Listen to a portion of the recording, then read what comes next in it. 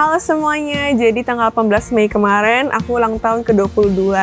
Dan untuk tahun ini aku pilih untuk celebrate my birthday dengan donasi ke Yayasan Gerasa. Ini adalah yayasan untuk ODGJ, orang dengan gangguan jiwa. Dan baik hati juga teman-temanku ikut berdonasi dan kita akan masuk bentar lagi untuk ngobrol-ngobrol dengan mereka, bercerita dengan mereka. Thank you, ikut kita ke dalam yuk!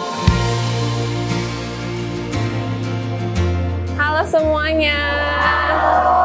Ibu namanya siapa? Saya Fatmawati. Fatmawati. Ih, keren banget kayak itu ya. Fatmawati siapa yang tahu? Punya Pak Soeharto. Iya betul.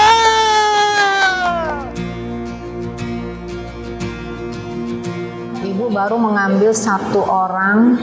Ibu siapa tadi namanya? Ibu Fatma. Yang Iya. ini guys tuh. Iya. Ibu Fatma. Bu Fat. Nah, Ibu Fatma ini ibu bilang ditemukan dalam keadaan badan dibalut spanduk. Iya, spanduk. Payudara tidak pakai baju. Betul. Nah, masuk belum sebulan. Belum sebulan. Ibu itu bisa menjahit. Ya, dan sudah bisa berinteraksi. Nah, ibu bilang orang yang hanya karena mentalnya terganggu karena keuangan, berarti apa Betul. tadi yang seperti ibu bilang? Jadi kalau karena masalah ekonomi, mungkin dia merasa hidupnya kurang terus, atau ada masalah ekonomi yang berat lah. Iya, itu sih cepat pulih Bu ya.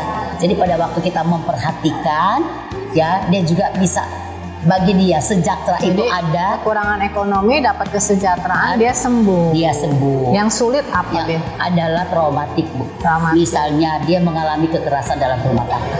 Diperkosa. Ya diperkosa, suami pukulin, suami selingkuh, otomatis kan hati yang bicara Bu, mengalami luka batin. Sebenarnya untuk pemulihan terhadap mereka yang mengalami gangguan jiwa adalah orang itu membuka hati tidak. Memaafkan, melupakan, let go. Mengampuni, ya Bu, setelah memaafkan dan dia mau menerima kenyataan yang sudah ada, terjadi. yang sudah terjadi. Jadi ibu tidak pakai obat.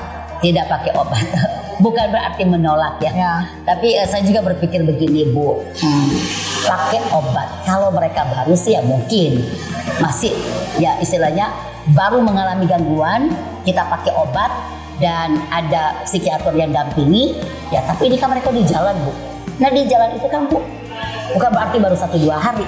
Karena saya lihat mereka lamanya di jalan, Ibu bisa lihat dari bokong mereka. Kalau bokong mereka sudah sampai orang bilang kapalan, udah hitam yang udah menyatu dengan kulit, berarti itu udah lama.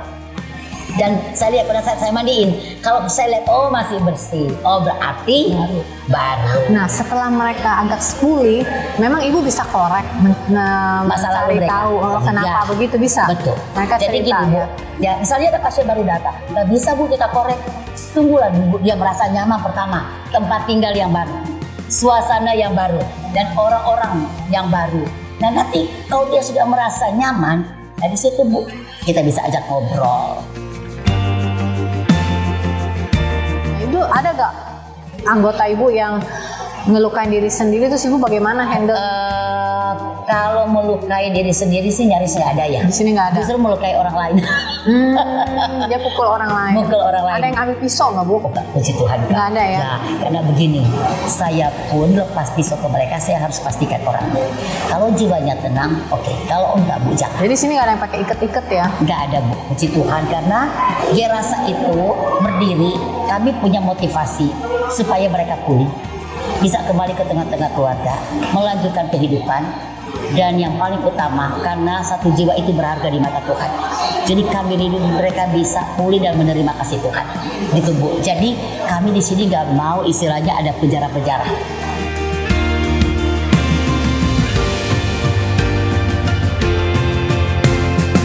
Mereka menjahit. Menjahit. Ini mereka bikin keset Bu.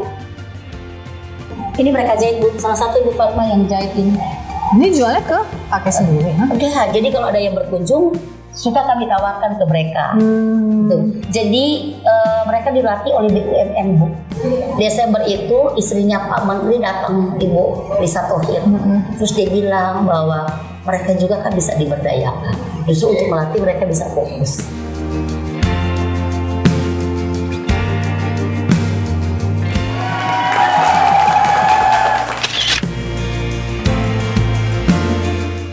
Kata kuncinya adalah di like. Kalau kamu nonton konten ini dan kamu suka, jangan lupa pencet tombol like-nya. Atau bisa subscribe pastinya. Jangan lupa juga kasih komen. Kalau like, apalagi yang satu ini, jangan lupa di-share.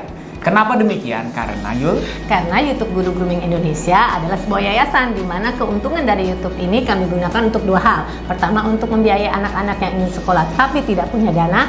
Yang kedua, membiayai guru-guru yang hidupnya kekurangan. Yes.